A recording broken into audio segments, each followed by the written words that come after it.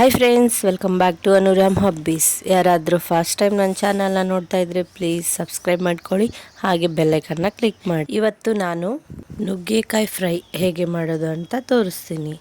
First ಒಂದು ಗಿನ್ನಿದಲ್ಲಿ ನೀರು ತಗೊಂಡು ನುಗ್ಗೆಕಾಯಿನ ನೀಟಾಗಿ ತೊಳ್ಕೊಳ್ಳಿ. ಹೀಗೆ ತೊಳ್ಕೊಂಡು ಹೀಗೆ ಎಲ್ಲ ನುಗ್ಗೆಕಾಯನ್ನು ನೀಟಾಗಿ ತೊಳ್ಕೊಂಡ್ಬಿಟ್ಟು ಒಂದು ಪ್ಲೇಟಲ್ಲಿ ನೀರಿಲ್ಲದೆ ಇರೋ ಹಾಗೆ ತೆಗೆದು ಪಕ್ಕದಲ್ಲೇ ಹಾಕಿ. ಹೀಗೆ ಎಲ್ಲ ನುಗ್ಗೆಕಾಯನ್ನು ಹಾಕಿ ಇದನ್ನು ಇನ್ನೊಂದು ಬೌಲ್ದಲ್ಲಿ ನೀರನ್ನು ತಗೊಂಡು ಅದರಲ್ಲಿ ನುಗ್ಗೆಕಾಯನ್ನು ಹಾಕಿ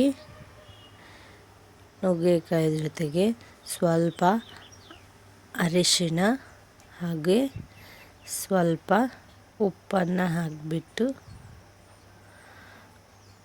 ಕಲಿಸ್ಕೊಳ್ಳಿ. ಈ ಅರಿಶಿನ ಉಪ್ಪು ಆಗುತ್ತೆ, ನುಗ್ಗೆಕಾಯಿ ಉಪ್ಪು ಸ್ವಲ್ಪ ಬೀರಿಸ್ಕೊಳ್ಳುತ್ತೆ, ಟೇಸ್ಟ್ ಚೆನ್ನಾಗಿರುತ್ತೆ. ಹೀಗೆ ಉಪ್ಪು ಅರಿಶಿನ ಹಾಕಿಬಿಟ್ಟು ಒಂದು ಸಾರಿ ಹಾಗೆ ಕಲಿಸ್ಕೊಳ್ಳಿ. 10 to 15 ಮಿನಿಟ್ಸ್ ಕುದ್ರೆ ಈ ಥರ ಕುದ್ದಿರುತ್ತೆ. ಈ ರೀತಿಯಾಗಿ ಕುದ್ರೆ ಸಾಕು. ಈಗ ಅದರಲ್ಲಿರುವ ನೀರನ್ನು ಒಂದು ಜಾಲರಿ ಅಂತ ಗಿನ್ನಿಯನ್ನು ತಗೊಂಡು ಅದರಲ್ಲಿ ನುಗ್ಗೆಕಾಯನ್ನು ಎಲ್ಲ ಹಾಕಿ ಅದರಲ್ಲಿರುವ ನೀರೆಲ್ಲ ಬಸಿದು ಹೋಗುತ್ತೆ. ಹೀಗೆ ಹಾಕ್ಕೊಂಡ್ಮೇಲೆ ನೆಕ್ಸ್ಟು ಒಗ್ಗರಣೆಗೆ ರೆಡಿ ಮಾಡ್ಕೊಳ್ಳೋಣ.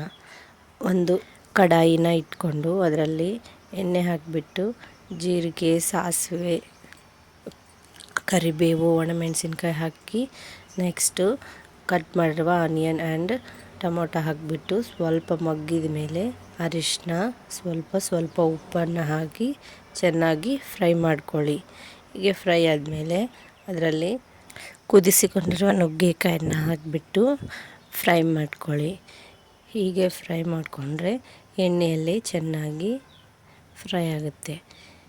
ಹೀಗೆ ಸ್ವಲ್ಪ 5 ಮಿನಿಟ್ಸ್ ಫ್ರೈ ಮಾಡಿ ನೆಕ್ಸ್ಟು ಫ್ರೈ ಆದಮೇಲೆ 5 ಮಿನಿಟ್ಸ್ ನಂತರ ಫ್ರೈ ಆಗಿದ್ಮೇಲೆ ಶೇಂಗಾ ಪುಡಿಯನ್ನು ಹಾಕಿಬಿಟ್ಟು ನಿಮಗೆ ಎಷ್ಟು ಖಾರ ಬೇಕಾಗುತ್ತೋ ಅಷ್ಟು ಪುಡಿಯನ್ನು ಹಾಕ್ಕೊಳ್ಳಿ.